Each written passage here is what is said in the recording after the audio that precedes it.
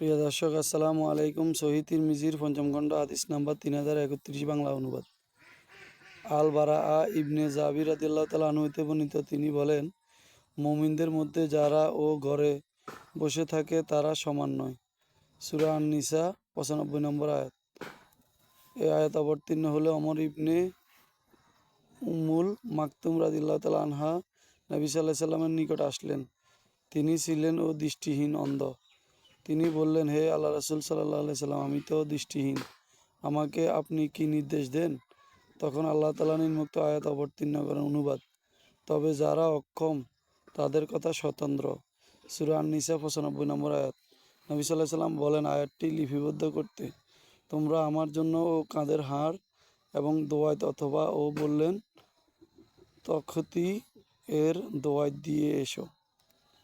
নিয়ে এসো। হাদিসটি বুখারীতে 4593, 4594, মুসলিমে 1670 নম্বরে রয়েছে।